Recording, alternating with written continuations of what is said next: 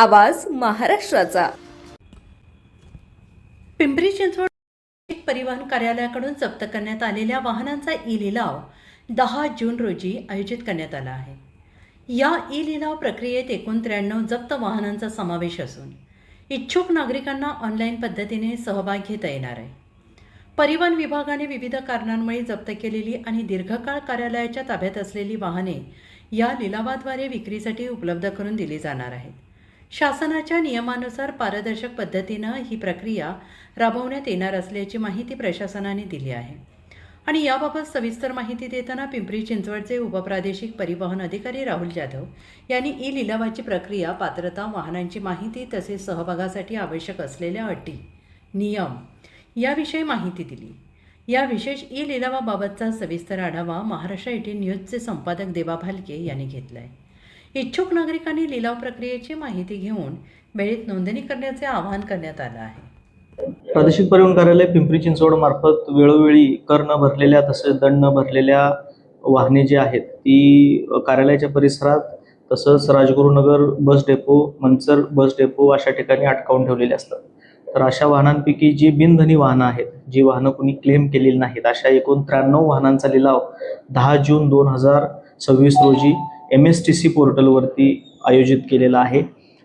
त्या लिलावामध्ये नोंदणीकृत आणि मान्यताप्राप्त RVSF यांना फक्त सहभाग घेता येणार आहेत आणि त्यासाठी MSTCच्या ज्या अटी शर्ती आहेत ते त्यांना लागू राहणार आहेत. एकंदरीत किती वाहनं याच्यामध्ये लिलावासाठी आहेत आणि काय कारणे आहेत त्यांचा लिलाव करण्यामागे, आणि जर समजा संबंधित वाहनधारक जे आहेत त्यांनी जर समजा त्या वाहनाचा कर्ज भरून काही दंड भरून त्यांना काही संधी भेटणार आहे का? वाहनधारकांना आम्ही ज्या वाहनांच्या बाबतीमध्ये वाहनांची नोंदणी क्रमांक उपलब्ध आहेत आणि वाहनांच्या अभिलेखावरती वाहनाची नोंदणी क्रमांक जुळतायत अशा प्रकरणांच्या बाबतीमध्ये आम्ही वाहन मालकांना नोटिसा पाठवलेल्या आहेत 2 वेळेला आणि त्यांना आम्ही विनंती केलेली आहे की जो काही वाहनाचा दंड किंवा कर थकीत असेल तो भरून तुम्ही वाहन सोडवून घेण्याची प्रक्रिया करायची आहे. त्याचबरोबर आम्ही पेपरमध्ये सुद्धा जाहिरात दिली होती, म्हणजे बातमी दिली होती की बाबा ज्या लोकांना आपली वाहनं सोडवून घ्यायची असेल त्यांच्यासाठी ती अंतिम संधी आहे आणि त्यांनी सोडवून घ्यावी. पण आता आमच्याकडे जी 93 वाहनं आहेत त्यांच्यापैकी कुणीही आतापर्यंत आमच्याकडं वाहन सोडवून घेण्यासाठी आलेलं नाही.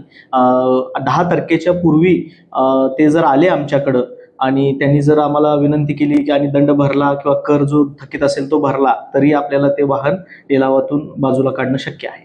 कोण कोण या लिलावामध्ये सहभागी होऊ शकतात, याच्यामध्ये काय अटी आणि शर्ती लावल्या गेल्या आहेत? ही वाहनं सर्व स्क्रॅप, भंगार म्हणून विकली जाणार आहेत आणि शासनाच्या निर्देशानुसार ह्यांचा जो लिलाव आहे तो MSTC पोर्टलवरती होणार आहे आणि MSTC पोर्टलवरती लिलावामध्ये केवळ RVSF म्हणजे रजिस्टर्ड व्हेकल स्क्रॅपिंग फॅसिलिटी जे आहेत, महाराष्ट्रात सध्या स्थितीमध्ये 9 RVSF आहेत, तर त्यांनाच फक्त सहभागी होता येणार आहे. सहभागी झालेल्यामध्ये क्रायटेरिया काय ठरला जातो, म्हणजे जेणेकरून याच व्यक्तींना? नाही, केवळ 9 नोंदणीकृत RVSFनेच सहभागी होणं अपेक्षित आहे, कारण सदरची वाहनं स्क्रॅप म्हणून विकली जाणार आहेत.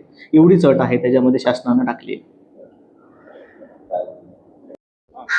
पिंपरी चिंचवड RTOने आता जे काही ज्या गाड्यांचा कर थकीत आहे किंवा दंड थकीत आहे अशा गाड्यांचा लिलाव आता 10 तारखेला काढण्यात आला आहे आणि याच्या सविस्तर जे आहे ते ऑनलाईन अर्ज भरण्यासाठी, या लिलावात अर्ज भरण्यासाठी प्रक्रिया आता ती सुरू केलेली आहे आणि 10 तारखेला या सर्व गाड्यांचा लिलाव जो आहे तो लिलाव होणार आहे. त्या वाहनधारकांनी जे काही त्यांच्या गाड्यावरती दंड असेल तो दंड भरून त्यांनी आपापली वाहनं न्यावीत असं आवाहन जे आहे ते RTOने केलेले आहे. त्याचबरोबर आतापर्यंत कुठल्याही वाहनधारकांचा रिस्पॉन्स भेटला नसल्यामुळे 10 तारखेला या सर्व गाड्यांचा लिलाव जो आहे तो हा लिलाव होत आहे. एकंदरीत 10 तारखेपर्यंत जे काही वाहनधारक आहेत त्यांच्या गाडीचा जो काही दंड आहे तो दंड भरून त्यांनी आपले वाहने घेऊन जावेत असं देखील आवाहन RTO कार्यालयाने केल्याचं आपल्याला पाहायला मिळत आहे. महाराष्ट्र 18 साठी देवा भालके, पिंपरी चिंचवड. पुणे तसेच पिंपरी चिंचवड आणि महाराष्ट्रातील महत्त्वाच्या आणि ताज्या बातम्या पाहण्यासाठी महाराष्ट्र 18 न्यूज चॅनलला YouTube वर सबस्क्राईब करा आणि बेल आयकॉन प्रेस करा.